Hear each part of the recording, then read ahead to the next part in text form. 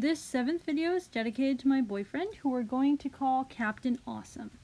So there was a longer video planned for this, with a video recording of the line art and color art in Procreate. However, that video file was corrupted, so I decided to only use the file for the Copic art. Here I'm creating swatches. I advise you use the same paper you do for the final artwork and swatch out all the colors you're planning on using. I'm also blending different colors together in order to see how they look. Here I'm doing a trial version for what the hair will look like by mixing all the different hair colors. And now I'm mixing a trial version of the skin tones to make sure the colors I picked out and guessed would be correct are in fact the correct colors I'd like to use in the final piece. The pages I brought out here are my swatches. These are pretty rough, but I use them all the time to determine which colors I'm picking out when I'm making a Copic art marker piece. So I look at all the different pages of swatches I have and pick out the correct markers for the different parts of the picture. Because I'm working from an already digitally colored piece, I'm trying to get the colors to be as close as possible to the digital piece without worrying about them being exact. This gray swatch here is meant to be for the ground. I also decided not to fully fill in the Copic marker piece, and I didn't want to do all the details in the background again. It was more of a focus on the character itself. I accidentally got my head in frame a bit here, but after this little beginning section I actually remember to keep my head back out of frame. I'm starting with the eyes and working my way to different sections of the piece. Now, with Copic markers, it's a very good idea to layer. This is true for many art mediums, but with Copic I find that's true especially. Also, the type of paper you use makes an enormous difference. The paper I'm using here will be listed in the video description, and I find it to be a very good paper for Copic markers. In general, you want a paper that is very smooth, but you need to try your art materials out on each paper because you need to determine if the art materials you're using and the techniques you're using will actually work on that particular paper. It's also a good idea to remember that you're probably not using super vibrant yellows when you're doing things like blonde hair, so look at photos or actual blonde hair. It's usually more of a brownish yellow or an off yellow than a pure, vibrant, bright yellow. This is a character from a D&D campaign that my boyfriend, Captain Awesome we'll call him, plays, named Myrius Ravenshield. It's for a campaign that has very few players, so each character is actually particularly powerful, and I'm the Dungeon Master in this campaign. I'm quite often the Dungeon Master, actually. This campaign was done mostly to try out a world called Midguard that was released by Kobold Press. My boyfriend had done a Kickstarter to back them and received a lot of things, and the world was very fleshed out, filled in, and interesting, so he really wanted to play in there.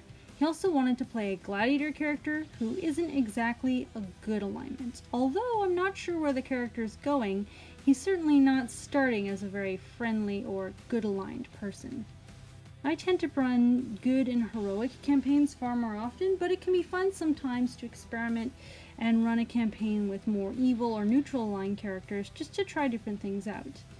He wanted to play an Oath of the Giving Grave Paladin of Morena after he'd read about it in the book, so that was really part of the motivation here. Right now everyone's still stuck in the gladiatorial arenas, so I'm finding it pretty easy to run the campaign because I can just do a lot of improv and randomly pick out monsters and work things off the cuff with the various NPCs.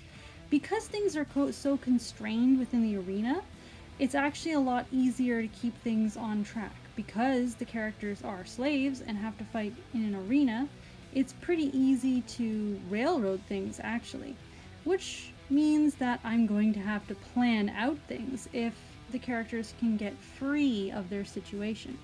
In a tournament where the winners can actually earn their freedom at the end, it's important to make sure things don't get too stale.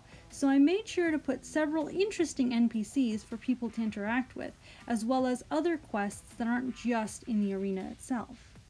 I have the players travel between the cities where the gladiator arenas are and the tournaments are taking place, in order to capture various monsters and creatures on the road and bring them in cages to the arena to be part of what might be used in the upcoming fight. Some of the creatures they capture are used, but who knows when they're released in the ring, And some of the creatures are not, but are kept in the arena for future fights. And other creatures were supposedly captured by the gladiator arenas themselves and the other competitors on the road coming from different directions. Only the final winner of the tournament, or winners, will be set free, depending on the exact rules that are done. And every match has its own rules. Sometimes you walk in the arena wearing armor that was specially built for your character. Sometimes you go in wearing almost nothing but a belt. Sometimes you get to pick a weapon before the fight, and other times you have to run into the arena and see what's on the ground. Myrius himself has magic, and because he's actually a wizard paladin, he has a spellbook hidden in his belt, which is very interesting and is something my player came up with. Supposedly, out of paranoia, he began to build his spellbook into his magical belt that is very difficult to detect or remove from him. He had mostly succeeded by the point where he was captured and enslaved. So there's actually a couple spells his character should have that he doesn't because they were never transcribed into the belt. As well as we determined that the belt is currently full of spells. So, in order to get more spells, it's very difficult for him right now. He was able to find a magic scroll and hide it in his boots that he had been wearing at that point in the adventure. And because he'd been behaving well, he hadn't been searched or locked up separately at the time. He was able to transcribe the spells using artistic tools that his actual owner owned that he'd been left alone with, by using gemstones he's found in a hidden backpack underneath a rock. So I'm now allowing him to transcribe spells onto gemstones, but they have to have a certain minimum value in order to be able to be used.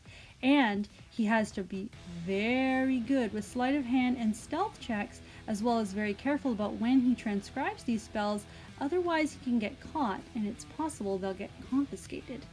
Right now, he's basically pretending he's a sorcerer, and he only asks for material components sometimes. The gladiators in the arena are allowed to use magic, but in some pits and in some fights, the magic might be restricted.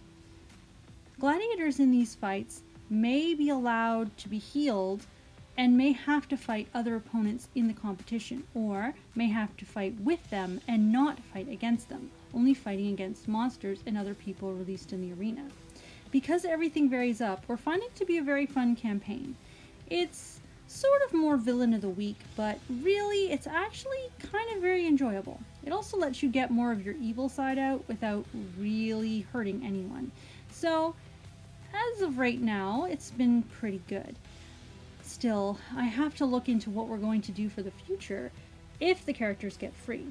But after being asked to repeatedly, I'm not pulling any punches. I'm not rolling dice behind a DM screen, and if the characters die and fail their death saves, then they just die. As well as we are using 5th edition Dungeons & Dragons rules, with as little change from the base rules as I can manage, because my players wanted to try to play with the 5th edition rules, as the Midguard books are actually done in 5th edition. Although I'm working on an alternate version of rules I prefer to play with called V edition, or Velasa edition, which has my own rules based on 3.5 and the best of 5th edition mixed together, plus all my own house rules and stuff added on. We are playing a separate campaign using V edition, and this campaign using 5th, as well as a third campaign using 5th edition, and we vary between these campaigns. Right now, I'm working on putting all the colors together I picked earlier. As you can see, I'm layering things on and then blending them out with other colors. Sometimes you'll go and get a lighter color and blend that in. I'm using a reddish brown to represent old dried blood, and I'm making sure to use the correct colors. The other thing I should note color-wise here is I actually did a lot of the shadows here in purple, not in a brown color, but in early grape and light grape and champagne. So it's important to remember that you can use other colors than the one that your base color is to do the shadows. It depends on the lighting and what the base color is. I find purple is actually often very good for skin, and that sometimes you might consider using the complementary or opposite color. But it does depend on the lighting, how bright the light is, what color the light is, as well as the surface. You should look into different color combinations. Often on a separate but same type of paper, you can do some tests to see what you like before putting it on the final piece. As for the campaign this character's from, I am considering a very interesting idea of what to do if the characters actually die, any of them actually die, and a separate thing I can do with these characters if that happens. But I can't say anything here because, of course, my players are probably going to be watching this video. Just suffice to say, I actually have an idea for that. As well as to say that there are several interesting NPCs in this campaign that I might do future videos on.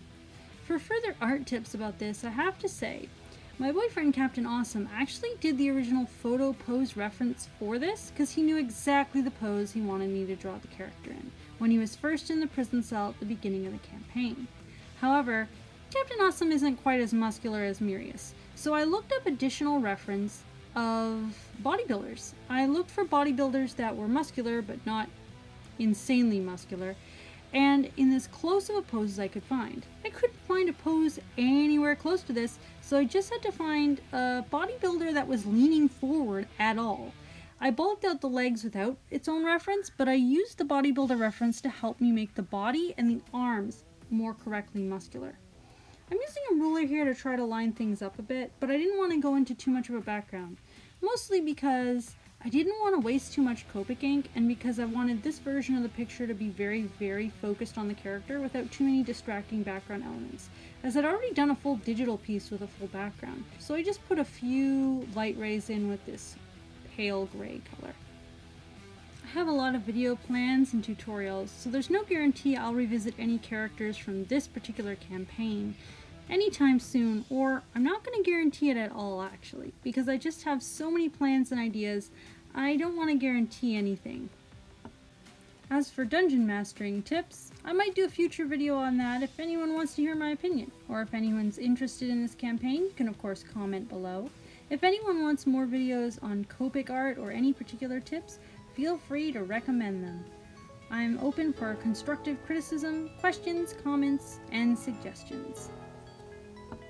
Also let me know if you want to hear anything about the V edition I'm working on.